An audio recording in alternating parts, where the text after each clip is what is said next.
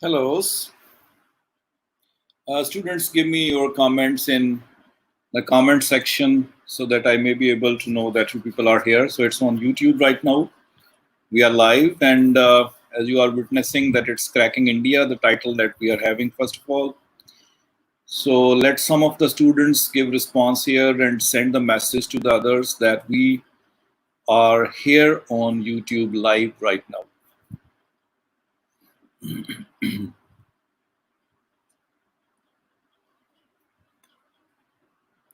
All right, I get number of people here. Just a moment, give me just one moment. I'll be back.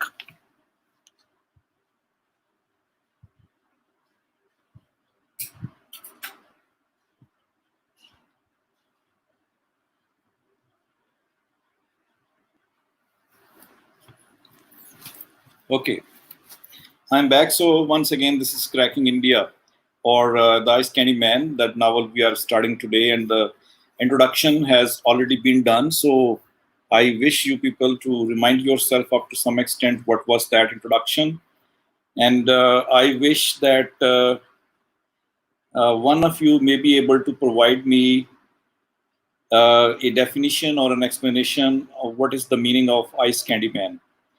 And this thing, I'm asking Gulsher if he's there. I think he's there. Gulsher, if you write in the comments, what is the meaning of ICE CANDYMAN? Or even Raw Junaid can write.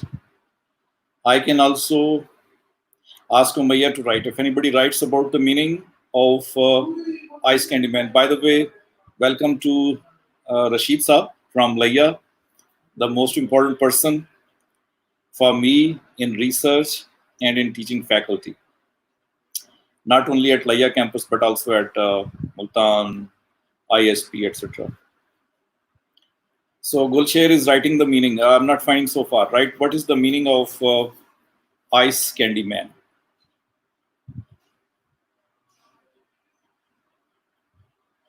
Write briefly so that you can be very quick.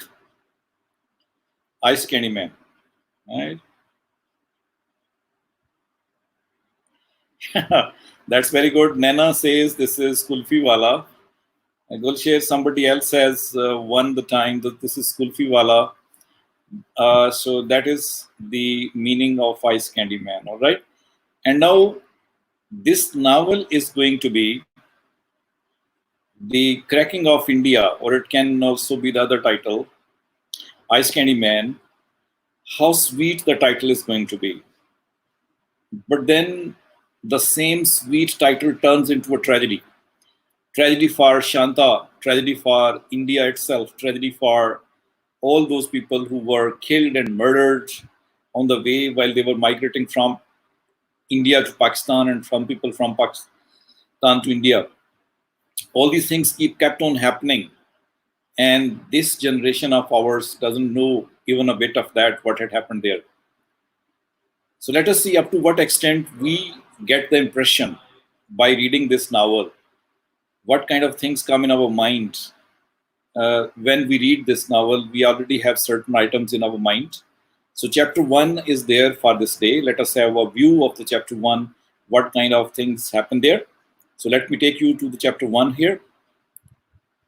Cracking India, as you are seeing, that is the kind of title, BAPSI SIDHWA's Cracking India. And it's got a number of chapters in it that all we need to go through. And then ultimately we shall be reaching the text that is very much important for us. The very first chapter of this text is really important because it sets the tone. As you can see, a little bit of the poetry is there in chapter 1. Shall I hear the lament of the nightingale, submissively lending my ear? Am I the rose to suffer its cry in silence year after year? The fire of verse gives me courage and bids me no more to be faint. With dust in my mouth, I am object to God. I make my complaint sometimes. You favor our rivals, then sometimes with us you're free. I'm sorry to say it so boldly. You are no less fickle than we. And these lines come from Allama Iqbal's poem, Shikwa, and Jawab Shikwa, that's the title in Urdu. I am not going to explain these lines to you people, and I am leaving these explanations of these lines and the relevance of these lines with the title of this novel and the history of this novel, or the ultimate outcome of this novel. I'm leaving this to you people to find an explanation and try to adjust within that. I shall be starting from here. The very first passage, which is very small, and if we have a reading of this passage, it says, "My world is compressed Waris Road, lined with rain gutters, lies between Queen's Road and Jail Road, both wide and clean, orderly streets at the affluent fringes of Lahore." 3-4 places have been mentioned. One is Waris Road, other is Queen's Road, and still there is another one that is called Jail Road. And all these roads are present in Lahore. But that Lahore, which has been talked here as affluent fringes of Lahore, I mean, it's not the story of the inside of Lahore, as we call it as Androon Multan, Androon Lahore. It's not like that. It's not the downtown Lahore. It is the fringes where these things are present. And definitely these fringes are mostly affluent because new colonies are established. So the start of the story is with the places and with the persons and with the time. This small passage gives us a detail about the places, the Waris Road and Queen's Road and Jail Road, 3 roads, and still the narrator says that her word is compressed. How come the word is compressed? When it's covering almost everything. Possibly the idea is to be given that the text will be discussing the stories of these people who live around these things. Or one can also say that Lanny, being a child of just 5 to 6 years, when the text is starting, that Lanny is able to roam about in these areas because she is a child.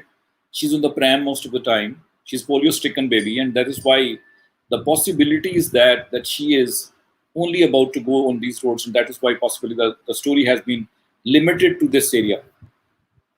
But the area is not only on the fringes, but also it is both wide and clean. Not only it's big, it's wide, it's clean also. But alongside that, you are reading the word orderly streets. This is something unique.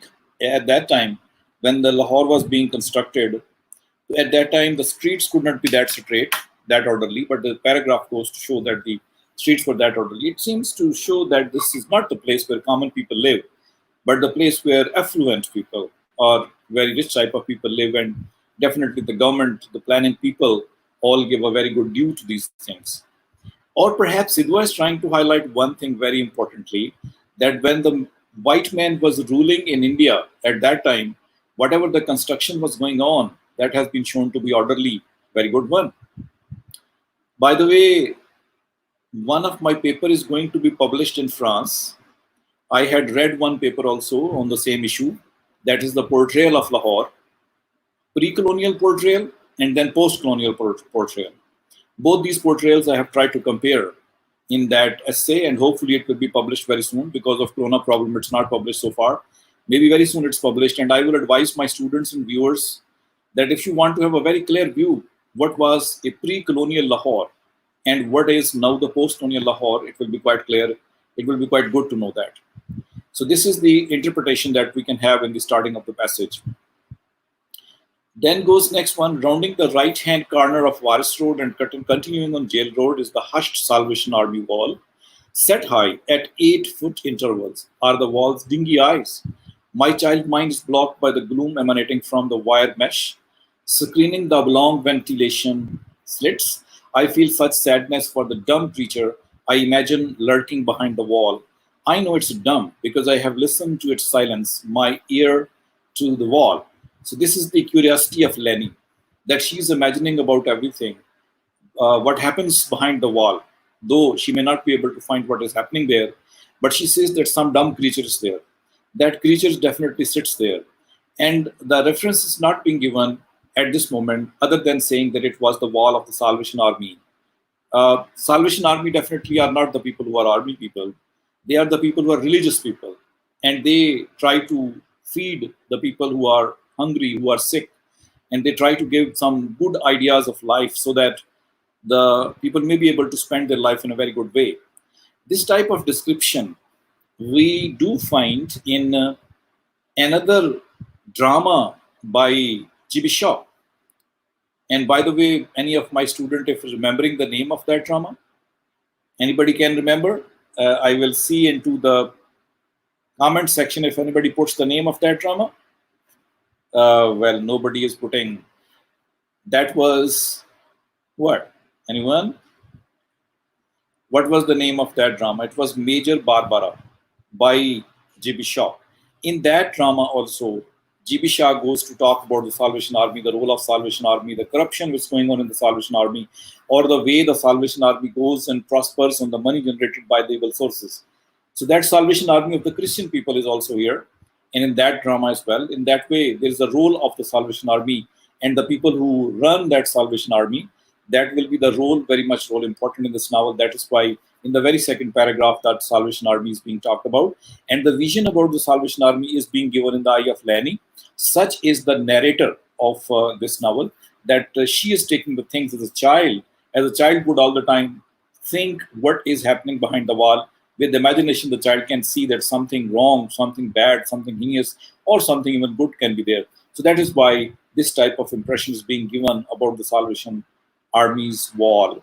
Then the third passage again says, Jail Road also harbors my energetic electric aunt and her endinoidal son, large, slow, exorable. Their house is adjacent of the den of Salvation Army. Again, Salvation Army is being talked about with reference to a den. Now, den can be of the very dangerous type of animal, of that animal who is able to attack other people and keep himself safe.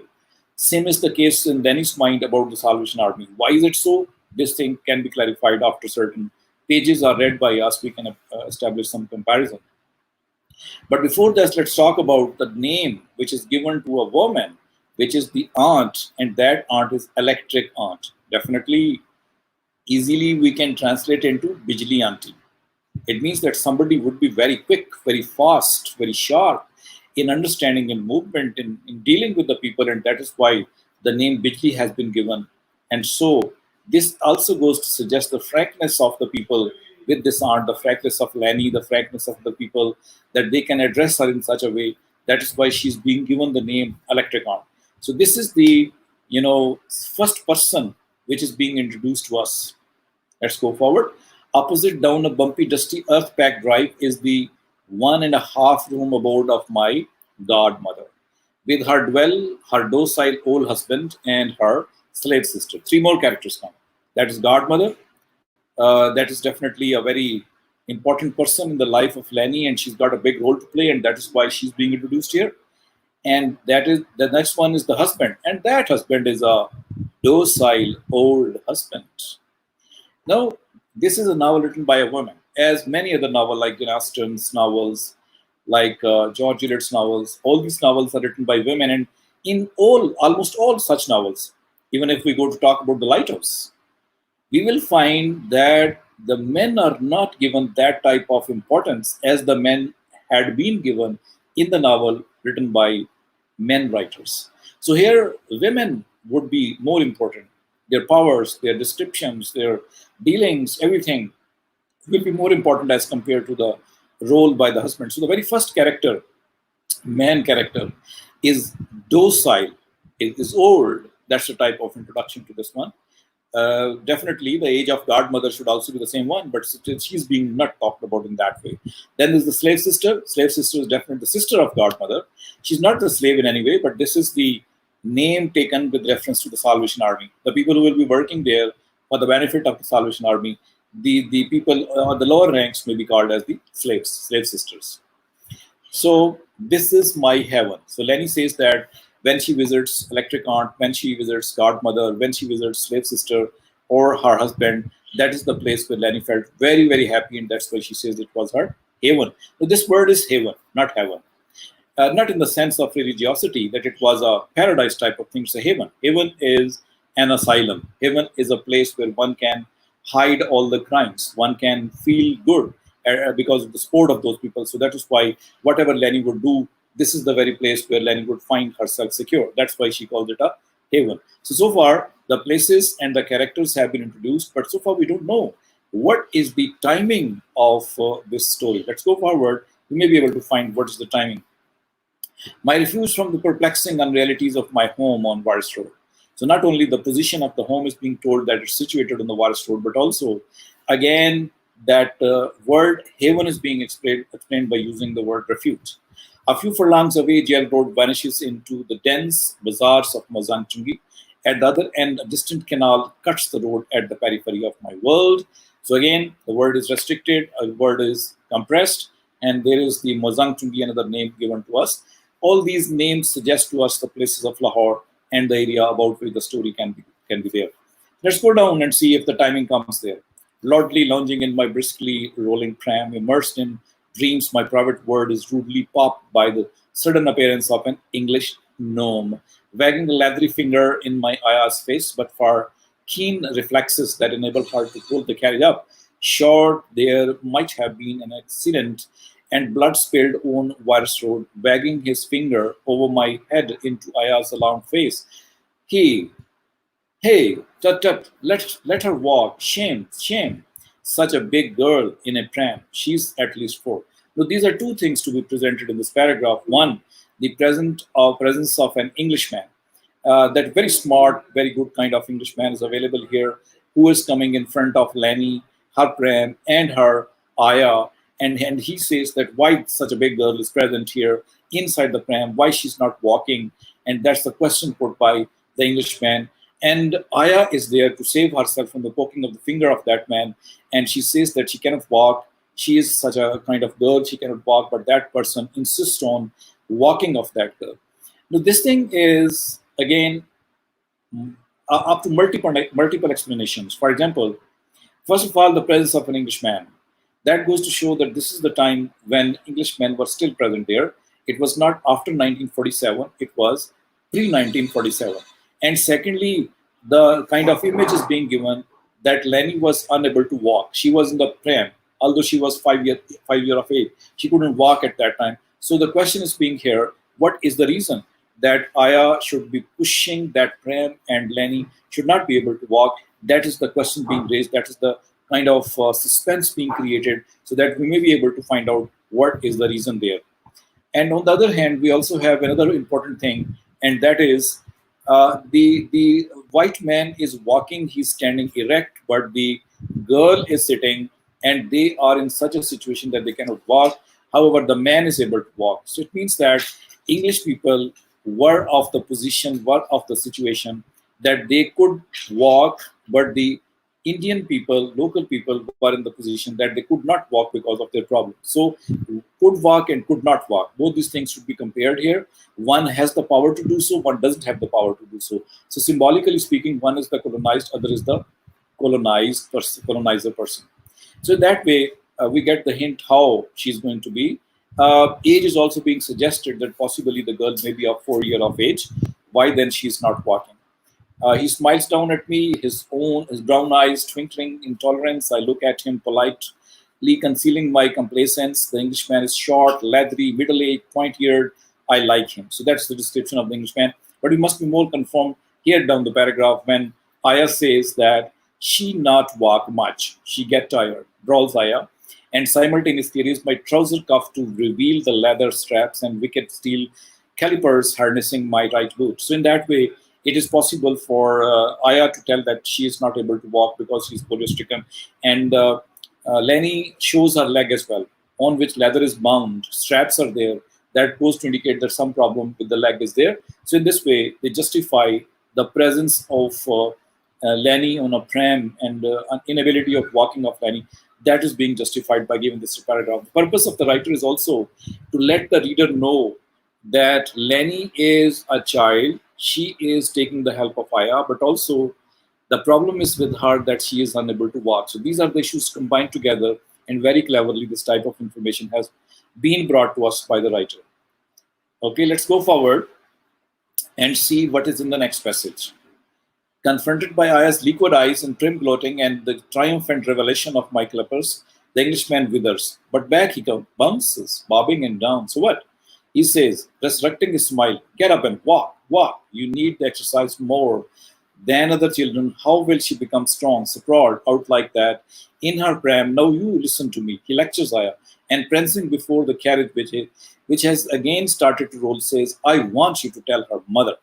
So this is the difference between the approach of Aya, Lenny, or any indigenous person, and the approach of the white man. The white man says, even if the little defects are there, one should try to walk. One should not become very much lazy and very much upsetting by sitting inside the pram. Again, the writer is trying to differentiate between the can walk people and cannot walk people. Again, the writer is trying to show the difference between a white man's approach towards life and the approach of the indigenous people towards life. So in that way, also is being indicated that how white men were concerned about the people, maybe just the Parsi people, but still the concern of the white man, why these people are in that way, that also is being shown in this passage. Let's go down and see further. I and I hold our eyes away, effectively dampening his good, smart exuberance and wagging his head, and turning about, the Englishman quietly dissolves up the driveway from which he had so enthusiastically sprung. So Englishman's gone, and let's see, we are left with only Aya. What is there inside Aya? That will be described next. For example, the covetous glances Aya draws educate me up and down. They look at her. Stub-handed, twisted beggars, dusty old beggars on crutches drop their poses and stare at her with hard, alert eyes. Holy men and masked in piety shove aside their pretense to ogle her with lust. Hawkers, cart drivers, cooks, coolies, and cyclists turn their heads as she passes, pushing my pram with the unconcern of the Hindu goddess she worships. Now, it's very clear. What is the impact of Aya, the youthful woman, upon the people who met her on the street? Whatever the type of people were, maybe the beggars, maybe the holy people, maybe the unholy people, hawkers, everybody, the cyclists, the coolies, all these people were especially attracted towards Aya. They would lose their laziness and become very much attractive as soon as they would see any woman like that. As she was attractive, and everybody would try to please her. So in that way, everybody left the poses which they were making. For example, the beggars were making the poses. They would leave these poses and instead they would pay much attention towards Aya. Now, what is the reason that all these people paid much attention? The below paragraph suggests it. Aya is a chocolate brown and short. Everything about her is 18 years old and round and plump. Even her face, full blonde cheeks, pouting mouth, and smooth forehead curve to form a circle with her head. Her hair is pulled back in a tight knot. So in that way, the beauty, the physical beauty of Aya is being talked about, as the 18 years old girls mostly are. And as she is roaming about in the streets without any cover, she's having only her sari on, and as a result, she's the source of attraction. And in that way, the psychology of men, that they have to look at any woman who is not properly covered, they would look at her and they would be attracted by her. That Sidhwa is trying to show. For example, the looks are become even more stronger when Sidhwa talks about in the next paragraph, as he says, and if her looks were not stunning enough, she has a rolling, bouncy walk that agitates the globules of her buttocks under her cheap, colorful saris and the half affairs beneath her short sari blouses. The Englishman no doubt had noticed. So even an Englishman who's a man, he also noticed this type of appearance of Aya, what to talk of the local people, indigenous people. So how beautifully the writer has brought before us that girl's attraction, who is the source of attraction for all these people. One can put a question, why is the writer making this girl to be very attractive? To my mind, this is in fact the representation of India. As India was so attractive for the people, this Aya is also a mini India, that she was attracted and she was attracting. And one can say the people were attracted towards her in the same way. Any foreigners who would come, they were attracted towards India. They would come and call it the kind of sparrow, golden sparrow. And that's the type of importance of Aya, if we take her in that sense. But simply speaking, one can say it's a woman. And it's a young woman who is the source of attraction for all the male. And therefore, the male psychology is also being portrayed by the writer in these passages. Let's go down and have some more kind of information which the first chapter is providing towards us. For example, this paragraph, we cross Jail Road and enter godmother's compound, walking backward, the buffalo hide water pouch slung from her back. The waterman is spraying the driveway to settle the dust for evening visitor. Godmother is already fitted into bulging hammock of her easy chair, and slave sister squats on low cane stool facing the road. But so far, it's not important. Look from here, what happens? Their faces brighten as I scramble out of the pram and run towards them, smilingly like roguish children, softly clapping hands, they chant, Langardeen, Paise ki teen. Tumba Mota Pag Maheen. Freely translated, Lame Lanny, Three for a Penny, Fluffy Pants, and Fine Fanny. So this passage, the end of this passage goes to show that Lenny was not altogether 100% lame, that she couldn't walk. It's not the case. She could walk, but with a kind of limp she could walk. And that is why she's being addressed as Langardeen by the slave sister, by godmother as well. That Langardeen roughly translating as it's lame Lenny. So the song is being sung for the person who's lame in order to enjoy the lameness of that person, or to point out to that, or sometimes it's also used to criticize. So that is the way how Lenny is portrayed, that she can walk, although, but because of her polio problem, she cannot walk. And here also, one thing more is present, that how lovingly she was, how much people were attached to her, and that is why they would use such words for her. But for us, the students, something of the post-colonial language or that of linguistics is also present here. That the text is being intervened by the local language. The words are, though in comma, inverted commas, but still these are the words, the parts of the story.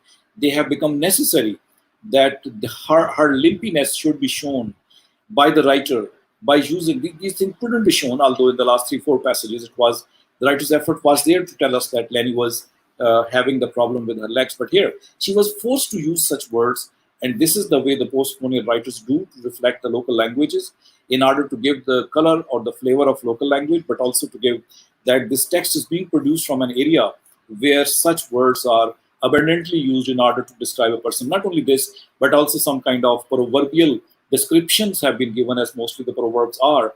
As Chinua Achebe's novel Things Fall Apart mentions many proverbs of the local language, in the same way we have the description of Lenny in these words in this passage as well. So post-coloniality becomes very much visible, though the text is only for the Pakistani writer, but still post-colonialism, post-colonial theory, it was visible here also.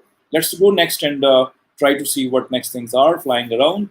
Forward, I fling myself at godmother, and in that way this paragraph goes on. This is not that important for us, and so we shall be skipping this one. The 2 passages we shall be skipping and going to the third part of the thing, where Mayo Hospital will be talked about, Colonel Barucha will be talked about, and in that way space has been gained to introduce other characters.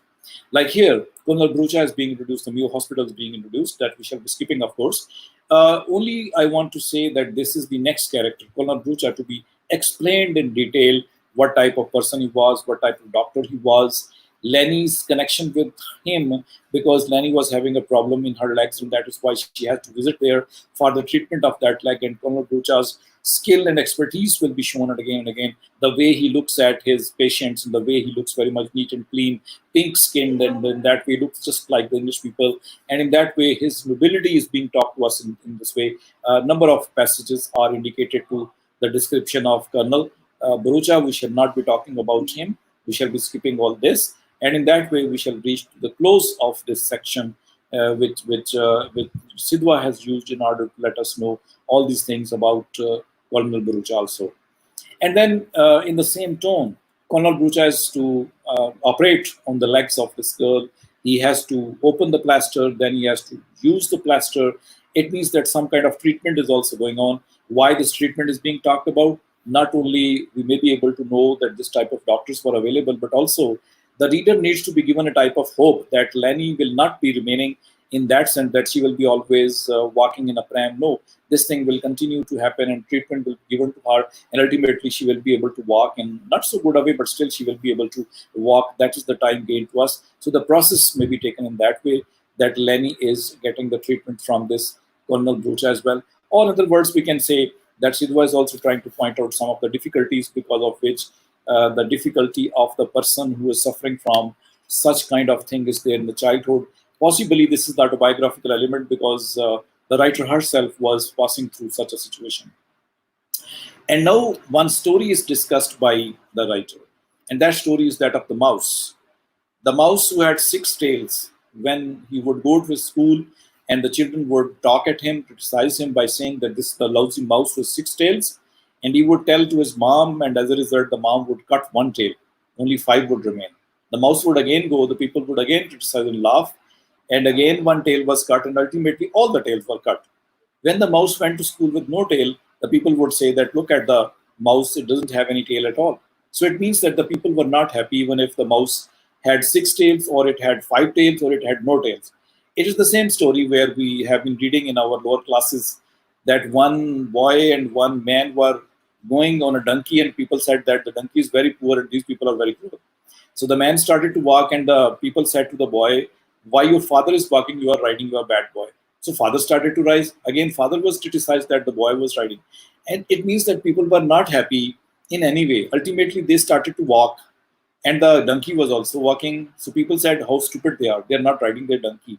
Now, what they did, they carried the donkey on their back. Now, everybody laughed and said, "What a funny scene it's going to be." So you cannot make the people happy. Same as the case with Lenny, whether she is having a good walk, whether she's having bad walk, whether her foot is injured, in no way she will be accepted by the people. And that is why people cannot be made happy in any way. And that's the kind of problem that's going on with Lenny. And through a story of the mouse that has been shown to us, this is again the motherly trait, that these mothers are telling the stories of such things to their children in order to make them go to sleep. So these are the things which this chapter goes to highlight. Some of the Parsi things have been talked about. Godmother, other things, many things are talked about Colonel Barucha. Many pages have been actually dedicated to Colonel Barucha. Perhaps he is the most important character, but he will be mentioned only in the beginning of the novel, not in the end of the novel. He will be talked about. Rather, he will be replaced by one doctor, another doctor. Colonel Barucha's detailed description in this chapter goes to show that his role is going to be very important at that time when Lenny is being treated. Now, this Colonel Barucha, other people which are living in the surrounding of Lenny, for example, some Sikh community and some Hindus and some Christians, these are also living there. So it's a community according to the writer, the type of community where everybody was present. Sikhs were present, Hindus were present, and Parsis were present, Muslims were present. Everybody was present there. So India was, before partition, an India where there were large number of people from every type of community. So this is what the first chapter goes to talk about. And we can wrap up the first chapter by saying that first chapter introduces to us number of things. That means the places where the story will be enacted. That means the characters which will play a very important role. And that also means what type of Aya is going to be, why she is so attractive, and Lenny's all behaviors, whatever she's got as a child, and how she looks at the things at this moment. So these are the things which are talked about. So now wrapping up all the lecture by talking to you people that we have made a start with this whole thing. And I would advise every one of you, especially my students of Masters in English in Emerson College, that you people should read the lines of poetry and give me the explanation of these lines of poetry as soon as possible through your messages or through your comments on YouTube. You people can also send your questions by writing beneath the comments on YouTube, and I will be able to answer these things as well. So this is all about from me for today. Hopefully this chapter is understood up to some extent. Try reading it again and again. You will be able to find a better start for this novel. Hopefully, here is to say goodbye. I'll be waiting for the comments of Mr. Talha. He is the first one to claim that he will be doing something, and he's the last one to do something. Let us see what he does in the response of this first chapter, whether he writes about the lines or not. So that's it from me for this day. Hopefully seeing you some other day. Let's continue with this thing. I don't know when the government is going to open these deadlock things, but still let's continue our studies. Hopefully this will be of very good benefit to all of you. Sadaf Ilyas, I'm leaving now, and your present sir comes right now. Okay. Bye-bye from me for this time. Hopefully seeing you. If anybody is new to us at this moment, do not fail to click the subscribe button. If the viewer are new, thank you very much. That's it from me for this day.